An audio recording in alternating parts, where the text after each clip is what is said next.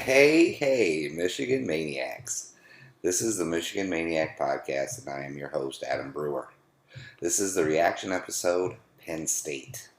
So, before we get into everything, let's go ahead and get the housekeeping out of the way. All social media. That's where you're going to find me. That's where you're going to enjoy this. All social media. From Instagram to YouTube to Twitter to Facebook fan group. All that bad stuff. All that bad boys are right there. You'll find everything I do on those social media platforms. Go ahead and go to Apple Podcasts. Leave a review. Leave a 5-star review. That would be greatly appreciated. Because as we all know, I am an independent. I don't have anybody backing me, so I need all the help I can get to reach as many people as I possibly can. So this way we can make it a maniac nation. All right. So let's get into this bad boy. Wow, that was one hell of a game. I went through, I think, all ranges of emotions in that game, from the first quarter being completely disgusted with the offense and the linebacking core and just overall ridiculousness because we couldn't stop Clifford at all, to being super excited, like feeling good, not super excited, but feeling good about getting that touchdown, starting to see the offense come back.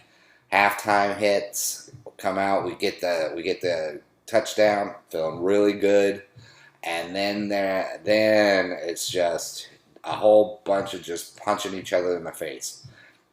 I have to give a shout out to one player on the opposite team. I'm not even a big fan of Penn State at all, but there was one player that I was very impressed with, and that is Clifford.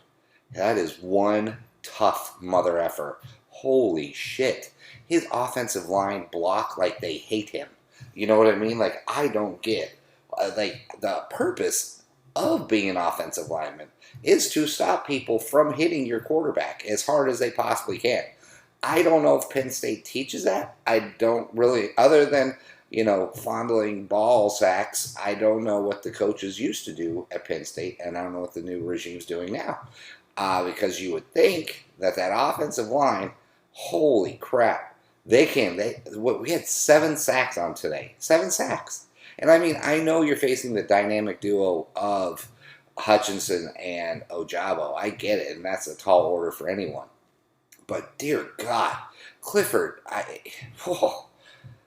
feel bad for that kid. He's going to be black and blue tomorrow. But, hey, it's okay with me because we won. We pulled it out. Couldn't believe we pulled it out. It was a tough one. This one goes in the record books as a very gritty culture builder, I would assume, or I would say actually. Because now when they're on the road in a hard place to win, they don't have to freak. They don't have to say, well, we screwed up against Michigan State, so we're just going to fucking lose, right? They're not the same old Michigan, which I kind of am enjoying.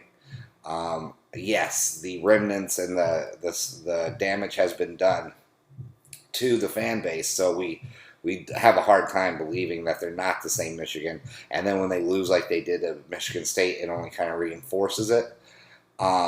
Just like, okay, before I go any further, speaking of the fan base, I don't think it helps when we have podcasts like the Michigan podcast. This guy, I don't even know why he even covers Michigan football anymore. He says he's a fan. He says it. And I know he points out the obvious, and he's not a homer and blah, whatever. But dear God, be somewhat positive about this season. We are 9-1. It was a hard-fought loss against Michigan State. It wasn't like we just got our asses kicked. And all of a sudden, all this guy does is whine like a fat little bitch. I mean, that's all he does. He whines. I'm very glad that I have stopped listening to that podcast, and I only know that he whines like a fat bitch because I've listened up to a certain point, but then I have fans who I'm in contact with tell me constantly about how much they hate the podcast, and I tell them, do what I did, stop listening. I don't know why we listen to podcasters who don't like the program. I don't understand it. I've stopped listening to The Beat because the Beat have two. I like Baumgartner. I actually like both reporters, right? I just don't want to listen to a Michigan State podcast. I know they cover Michigan, but listen to the way they cover Michigan compared to the way they cover Michigan State. You would be like, they are obvious Michigan State fans. And I think Baumgartner actually graduated from Michigan State, which I think is correct. I could be wrong, but I think it is correct. I stopped listening. And no offense to them, it was actually a very good podcast. I mean, it was interesting, but I don't want to hear anything about Michigan State. I'm not a Michigan State fan. It's garbage. I don't know why, as a fan base, we listen to podcasts that don't like the program.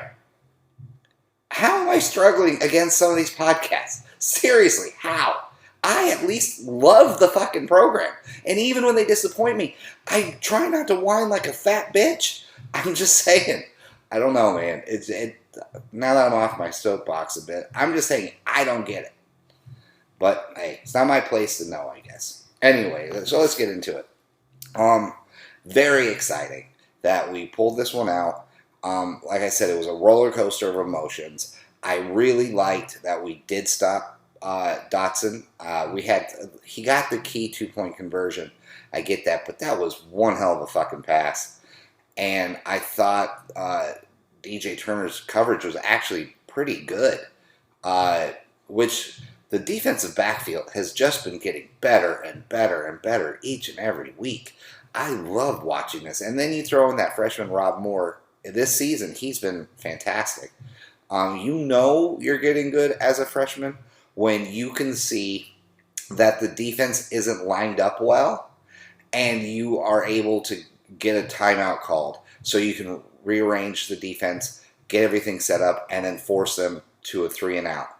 Or force them punt, because I can't remember if that was at the beginning of the drive or not. But anyways, that's a savvy play, right? That's something you expect a veteran to do. So I love seeing that from a player in Rob Moore. I think it's fantastic. I love seeing what we're doing. Defensive line, phenomenal. Love it. Love the defensive line. Love the defensive backfield. I still am not impressed with the linebackers, and I think that they are a liability, and I think that it could cost us against Ohio State. I think they're good, and I don't think they're like, oh, they're piss poor. Not at all. It's just they're young, and I think Ross is just overrated, in my opinion. He cannot cover. He can't cover. And he's too aggressive, which to a certain extent I guess I like, but they use that against him constantly. I don't know. I really want to like Ross. I do, because I think he seems like a fantastic kid, and I love how he set the line and said, we're going to do this year. We're going blah blah blah. And he's letting his leadership flow, and I love that. When I see him on the field, I'm like, ugh. If I see him in coverage, I hate it. I absolutely hate it because he can't cover. And Colson can't cover right now either, but he's a freshman. He's going to get better. I mean, the kid just back-to-back weeks now, I think with double-digit tackles, I think. Or I could have been wrong. Maybe he had 8 tackles last week. But this week he had, if I was right, 12 total tackles. Awesome. And a 0.5 or a half a sack. Pretty freaking awesome. I'm telling you he's going to be good. So our linebacking core is going to get better, right? Which is going to be weird next year because I'm kind of curious with both Hutchinson and Ojabo leaving. Who's going to be the edge rushers next season, right? Because Ojabo matured way faster than we thought. And now he sacked his way into the top 10. I'm telling you, it is so great to watch the dynamic duo just do their thing. I mean, Aiden Hutchinson, I don't know if there's an offensive lineman who can stop him. Because even if you make him go on the outside, if he gets a hold of you, he just pushes you back into the quarterback. It's phenomenal. And he gets held on every play. Every play, if a ref were to throw the flag for holding, it could happen. I guarantee you every play he's getting held. Yeah, he's phenomenal. I mean, and then speaking of phenomenal, wow, H2. This dude is fantastic. I mean, I don't like Corum being hurt. I don't. I think it's awful, and I think he adds a lot to our program. Right? I love Corum. I love Corum because he was my breakout player of the season. Right? And when I said it at the beginning of the year, uh, but wow, uh, I really do. I heard this mentioned on another podcast, and I really do. I think Hassan Haskins he's the best running back we've had since Mike Hart. I loved Davion Smith. I thought he was a grown man playing amongst little boys, but he didn't run hard all the time. Ty Isaac didn't run hard all the time, and I like both of those running backs. Um, Karan Higdon was good, but you could stop Karan. You could stop him. He wasn't very big, but he hit a hole, he was gone. But he was coming down on one hand tackles, that kind of thing. He's not the bruiser that that Haskins is. I mean, he is just so good. I mean, he's saved our butts a few times this week. Phenomenal. And with that, so I think this leads into a very good segue. Is okay with him being so good and people keying on him. Why don't we, on a 4th down and 2, a 4th down and 2, not a 4th down and 1, a 4th down and 2, okay, why don't we set up the run, make it look like we're going to run, and then the quarterback does a little jog out to the side and then hit one of the tight ends that are going the opposite way. Like a little rollout with a quarterback, with a tight end dump. Why can't we do that? Everybody and their mother is going to go with Hassan Haskins because they know that's what we're doing. And we just continue to be boring on that. It's so fucking frustrating. It's plays like that we cannot do if we're going to beat Ohio State. Because if you didn't see Ohio State play today, they blitzkrieged fucking Purdue in the first half. They beat the shit out of them in the first half. And Purdue made 2 mistakes, and they capitalized with touchdowns. And you go on a 4th down with that lame ass play call, and Penn and Ohio State gets the ball on our side of the 50. That's going to be a touchdown. All right, just going to happen. If we can't make dumb plays like that, that's why. Why don't we just switch it up? I mean, it's a 4th down and 2. We didn't get it on the run. Why not try the pass? I mean, it's not like the result would be any different if we fucked it up, right? I do not understand that. But if I want to be critical on the 4th down, I at least want to be positive in one way. We have now seen in game why the red zone offense is so important, because it's been it's what I've been saying all year long. We actually, every time we were in the red zone today, touchdowns. Fantastic. And what did Penn State do today?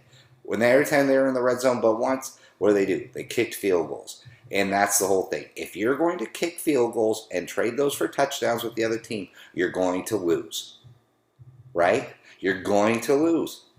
So I'm actually very encouraged with, I really, really, really liked some of the red zone calls today. I loved them. I thought it was new, and I mean, probably not new, you know what I mean, but it was at least refreshing. It was refreshing to know that when we were in like the 17 yard line, we weren't just going to run it, even though I was expecting us just to run. And I think that's what Penn State was too, and it caught him, which I think is great. And then, Cade being Cade, he's never going to be the most flashy guy out on the field, right? But Cade made some very good throws today when he needed to make those throws. But then he dumps down the passes when he should try and thread the needle, So you're never really going to be, I don't know, a threat downfield. I don't know. He's just not dynamic. But I'll tell you, he plays big in big games. And that sack fumble is not his fault. I mean, Ryan Hayes had one awful game today. He did not play well today. And can we say enough with the offsides penalties, please? I mean, or not offsides, false starts? For God's sakes. I know it was loud, but Jesus. Can we kill drives any better than that with false starts constantly in the first quarter? But yeah, getting back to Ryan Hayes, awful game today for him. Awful. I mean, you would think the way he was blocking that he was a Penn State offensive lineman. That's how bad he was. It was ugly. I did not like that one bit. Pretty ugly. But I mean, hey, if you're gonna have one bad game, I thought it's kind of like two bad games in a row for him. Indiana really made us look bad, in my opinion, on the offensive line side. So I don't know where to go with that. We'll see. We get Maryland next week, so a little bounce back. Could be a trap game if we don't, I don't know if it's a trap game anymore. I don't think this team gets trapped. I don't think they get. I don't think they fall for the trap anymore. At least this team speaking. Other Michigan teams constantly got trapped. Now, speaking of old Michigan teams, there is a old but new fake business opportunity we have here that's supporting the Michigan Maniac podcast, and that is, let me get to the read here, Shea Patterson. Shea Patterson's quarterback camp. That's right, guys. Shea Patterson is taking time off from the golf course to go ahead and show your kids how to overthrow every pass play on the field. That's right. If you think you can short arm something or just completely not get anywhere near your star players, Shea Patterson will help you. And if not, he has a guest instructor for the first time ever. John O'Corn, everyone. John O'Corn. What Shea Patterson won't teach your kids while he's chipping on the putting green or testing out his little new driver or whatever he's doing while he's trying to teach your kids how to play quarterback, John O'Corn will come in and show you how to fumble a ball and how to throw an interception with the best of them. All right, guys? It's pretty pricey because Shea doesn't play on cheap golf courses, all right? This is the actual first. I don't know if this is the first in the good, but it's a first quarterback camp ever to be held on a golf course, everyone. How exciting is that? Your kids will learn how to punt and underthrow wide receivers, okay? I mean, and if you don't like what I'm saying, take the reviews. The reviews are in, okay? The Millburn Gazette says Patterson and O'Corn redefine what it means to be an awful quarterback. So, guys, if you want your kid to be a disgusting quarterback where the whole fan base hates their guts, take them to Shea Patterson's quarterback camp. All right, getting back to the biz. Back to back. I mean, I want to get back to Hassan Haskins. I'm just so impressed with this kid. I mean, what I'm telling you, he could probably be on pace. He himself could probably be in the Heisman race, I would assume, if Corum hadn't had such an amazing start to the season. Back-to-back weeks now with over 150 yards rushing. And this wasn't against just some scrub team. I mean, Penn State, very qualified team. I mean, even though all the stats, like I said in the big game pregame, lend itself to us winning this game and by double digits, just because, but they're still so strong on the defensive line. And their safeties were pretty great. I mean, I have to admit, I should really start watching more of these teams before I do the big game pregame. But hey, listen, this is not my only job, right? So I actually got to do some stuff. But I was actually kind of impressed with Penn State's defense. Illinois, that must have just been a hiccup or just losing to another, like a losing hangover type thing with them. I don't know. But that defense kind of impressed me with Penn State today. What can you say about that kid? I mean, the tight ends in general are our best weapons outside of the running backs, right? Like in the passing game, our tight ends are phenomenal. Schoonmaker and all just killing it today. I just about fell out of my seat when I saw All take that to the house. And then tell me here if anybody got nervous that when they said they had to review the play, that it was going to come back and it wasn't going to count. Like, how many of you, for even a split second, thought that? Because I know I did. I mean, I was like, okay, don't let the pass influence what you think. This is not so bad. Come on, it's a touchdown. Like it's, I have to be honest, I was sweating it a bit. Um, but I love 7 sacks on the day by this defense. I know I'm all over the place, but I'm just so happy with how this team played. I really am happy with how the team played. 7 sacks. You got 5 from the dynamic duo themselves. They look phenomenal. They look unstoppable. And that's the one thing that I am gaining confidence that we can compete with Ohio State, because you're not going to be able to sit back there and just be able to pass the ball and not get down deep, because our defensive backfield's better and better each game. The dynamic duo, if you are back there for more than 2 seconds, one of them or both of them are going to kick your ass. You know what I mean? They're going to come and get you. Just ask Clifford. He's probably going to have nightmares about these 2 dudes. I just am just so impressed with how mentally strong they came off today. It wasn't a great-looking game, but they didn't allow it to break their confidence. They didn't fumble. They didn't, well, I mean, when Cade fumbled that ball, I was like, oh, shit, here we go. And it didn't. They just came back, and they did what they had to do to win, and that's impressive. That in itself is impressive. Even if it's just for one game, you put one game on top of another game on top of another game, and then all of a sudden you're 9-1, with one minor setback. And as we see, the nation didn't even care. Like, the CFB doesn't even care. The committee doesn't care that we lost to Michigan State. You know what I mean? So I love the mental resolve of this team. It really is exciting. I love it. So we'll do a little check-in on some of the ex-Wolverines. Right now, there's only 2 that are playing. Well, actually, I just saw Giles Jackson return I'm going to say it was probably about 30 yards on a kickoff return. Or no, punt return.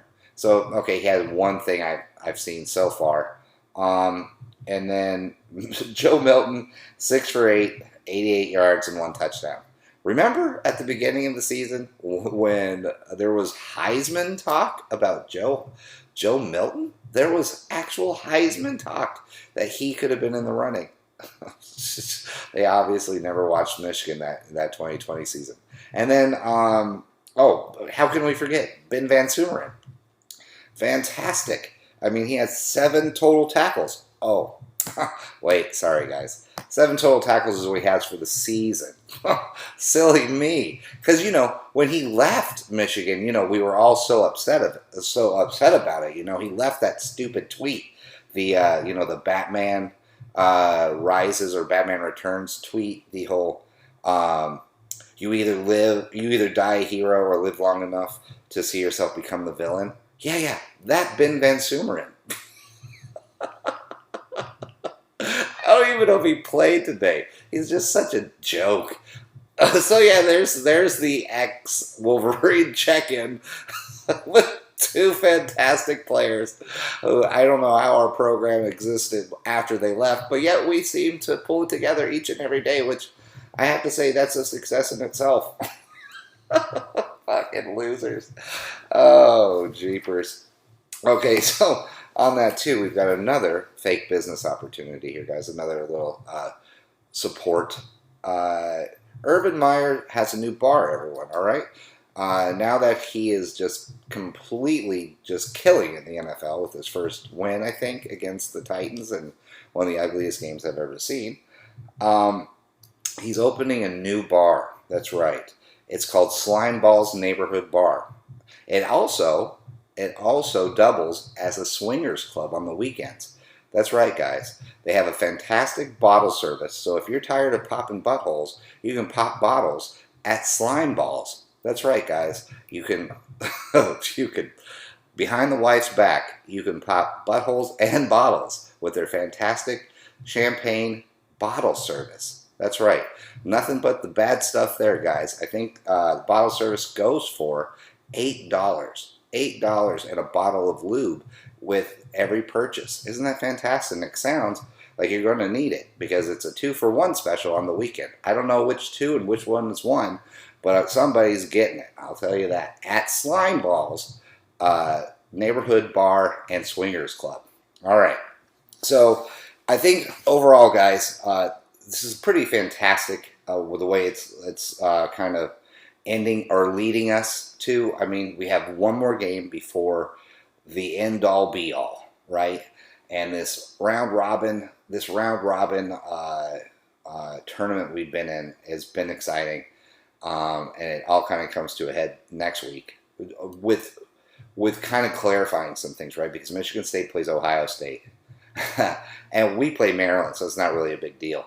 But that's going to be huge because if Ohio State beats Michigan State, then Michigan State's out, and we have to beat Maryland. And if we beat Maryland, then it's Michigan, Ohio State, the way God intended it, for the right to play at the Big Ten championship. How scary and exciting and awesome all in one. That's really about it right now, guys. I'm sure if I think of anything, there's a big game pregame and then Ask Me Anything. So, guys, get your questions in for Ask Me Anything next week. I'm going to try and get it done on a Thursday or Friday, either one, depending on what my other work schedule looks like. So I may revisit it on the big game pregame if there's anything that comes up, or I might even just do a little short news drop if I come up with anything new. But yeah, I liked our mental resolve today. Kind of today was the embodiment of what Cade McNamara is, right? It's not flashy. There were some disappointments, but at the end, we didn't panic, and we made the plays when we had to. And that's kind of what Cade McNamara is, right? He's not flashy. We're not dominant, right? Some things go awry and get fucked up, like the fumble. But when the plays need to be made, he stays cool, calm, and collected, and he makes the plays. I mean, it's kind of a perfect embodiment of what Cade is. So, I don't know. I leave this game encouraged. I leave this game knowing that we went into a tough place to play. We didn't play our best game, and we still got the victory. So, I mean, we have to be encouraged as a fan base, I would say. I mean, unless you listen to some of those other podcasts, then you'll want to jump off a building because they're not going to be very happy with anything that they did. So, depends on you. If you guys want to be happy and enjoy a good podcast, then there's always mine. If you don't, well, the other one that I really do enjoy is Blue by 90. I give them credit. I really like them. I like their podcast quite a bit. So I give them a little shout. I do really appreciate that podcast. And, the 24/7 one as well. I really like that one too. Those are two of my favorites, by the way, and I listen to quite a bit outside of my own because, fantastic. But, guys, it is great to be a Michigan Wolverine. Guys, catch me on all social media. Hit me up. Let's have a conversation. Let's, give me some 5-star reviews out there. 5-star, whatever it is. Blah. I'm out of here. This is done. So, sorry for rambling. But yeah, it is great to be a Michigan maniac and a Michigan Wolverine. And always and forever, guys. Go Blue.